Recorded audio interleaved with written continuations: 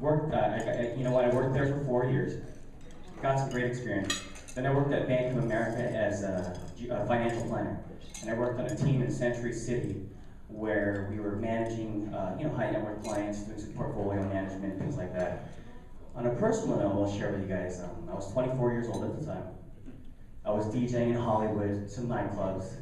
I've spun for Hugh Hefner before. I'm not trying to name drop or things like that. Lincoln Park, I DJ'd the lead singer's wedding and hosted that, everything along those lines. So it was a we were in, my friends and I, we were in the Hollywood scene. We were doing a lot of good stuff over there. So, you know, I had my own plays, we were riding high, we were partying, and then I got a phone call. And it was a phone call when I was 25 years old, I'll never forget it. And it was a phone call from my uncle saying that your mom is sick. So then I went over there, and at that time, it was a screeching halt, because you didn't know what was happening or what this all meant. So what it turned out to be is that my mom actually had developed cancer, okay? So you hear that word and you're like, well, what is, you don't even know. You're 25 years old, and you think to yourself, well, this is impossible. Like this is just not a possibility, it's just impossible. The doctors, they'll never tell you straight out what it is, or how to deal with it, or anything along those lines. So I was really, I guess I grew up really early, because at that point in time, my whole paradigm shifted. It was like, wow, this is because I'm a mama's boy by nature. My whole goal was to take care of her. So moved back home, spent some good time with my mom. My mom actually had pancreatic cancer, and that is probably for those who've known people, that is it's the worst. It's a tough cancer, and she fought it for 11 months. We had some good times with that, but it was one of those things where I was like, wow, you see the world in a different aspect, a different perspective. So that, at that point in time, blessings come in different ways. And my story, when I lost my mom, I met my wife the same time as this is all happening. My wife Adrian actually worked at Bank of America at the time, and we were just friends. Helped me, get along through that difficult time that I was going on in my life. So I met Adrian. So it was almost like the invisible torch was passed, and she handed off, and there was not one stride that was missed. And, talk about blessing. I feel like I always had an amazing woman in my life. So that was good, obviously. And then Adrian and I, we dated. This is my wife, currently I know since 2003. Enjoying doing some things along those lines. 3 years later, after my mom passed away, my father had the same cancer. Pancreatic cancer. And I'm not. This story is more important for me in the fact that it really. I just think it kind of puts life in a different perspective. And Rotary, as Ken was talking about, we always talk about the service above self, and helping what we can. At such an early age, like when I talk to my cousins or when I talk to my friends, we get to a point now where it's like the little things will never bother you. So my dad actually had the same cancer, same pancreatic cancer that I didn't even think was imaginable, but he passed away about 3 years ago, things along those lines. And ever since then, my wife and I have we live together in West Covina. We won't talk more about blessings, we'll talk. This is, I'm not trying to put a damper on this situation, but the world and the Lord work in very mysterious ways. I was still working at Bank of America, and then I moved over to a local real estate company doing development called Canada Real Estate locally. And I got approached by one of these mentors who actually wrote all of our insurance for State Farm. And he's like, you know what, you should really look into becoming a State Farm agent and open your own agency. I said, really? I said, I don't even know what that is. So not to alarm those people in this room that are insured by us. I assure you I'm learning on the fly. So you're okay. You're okay. So he approached that to me, and this was in 2008. And I really didn't even know what the opportunity was. I never did insurance, but all I knew was how to build relationships and to kind of grow things and have some fun and have that entrepreneurial spirit.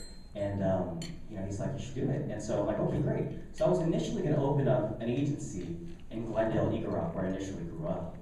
And it was, I got approved. I had to go through a 10-month training program with State Farm and everything along those lines. And they said, you know what, an open in West Covina. I think you need to take a look at this. And I'm like, really? Where did it open up? It's right over there where Norm's restaurant is, on the corner of Roland and Sousa. I live by Covina High School, which is a block and a half away, and it just, everything fit. I mean, even today when you walk into the office, as, for those who probably knew Kathy Randall, you know, she got promoted into senior management, and I took over her practice and I'm growing and building the practice upon that. And her sister over there, Andrea, for those of you who have talked to her, met her, she's an amazing, amazing lady. And, I'm sorry? Oh, yeah? For years. Kathy Randall? Yeah. I think I'm your agent now. and if you're not happy with the service, then I'll work on that later. But thank you, yeah. So that's kind of how it all went. I mean, you know, the blessings that I think especially, this story is more of a full circle story. It's more that, you know, just loving and appreciating everything that is ever done, and to not let little things bother you, and to embrace life in ways that, you know, we have to, right? It just, you know, some people say, like, you know, my wife's like, you know what, I don't want you to leave, you know, and you know what, at this point, we just enjoy every single day. I mean, I could say that wholeheartedly. You know, I love what I do. You know, you go to work, I have 4 great full-time employees that are really dedicated, and this is probably the first opportunity in time that I've been able to be that mentor for somebody else. Like, I've had 3 or 4 of the best mentors out there, including my parents. So that's a really exciting time, you know. So I forgot that next week I was supposed to bring CDs for everybody, because I have a mixed CD that we did at our wedding, which is kind of nice. You know, things like that. It's not just hip hop. There's some nice stuff. We mixed the Bee Gees into Usher and to some other good stuff. I also, yeah, go ahead. What kind of hobbies do you have? Oh, hobbies. Let's see. I play hockey. Really? I play roller hockey, and I used to play ice hockey.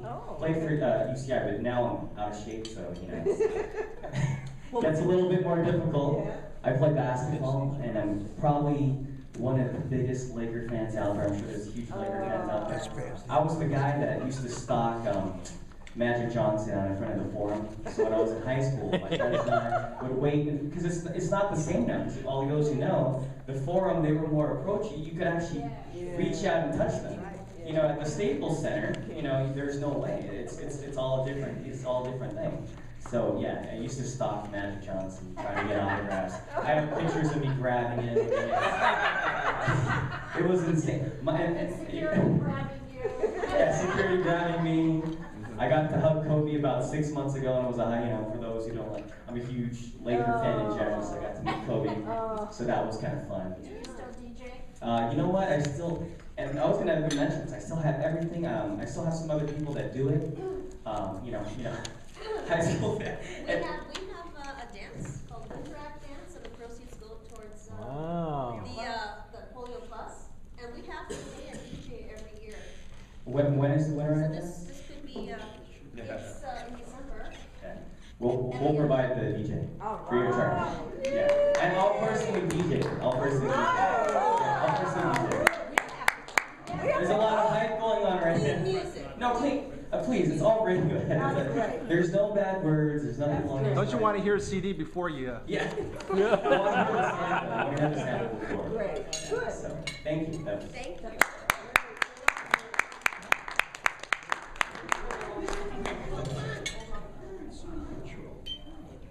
We have for Lionel, he's our program speaker today.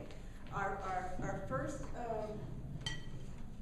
memento as a thank you, which has a pin, that Rotary pin that says thank you, which I thought would be appropriate. That's very nice.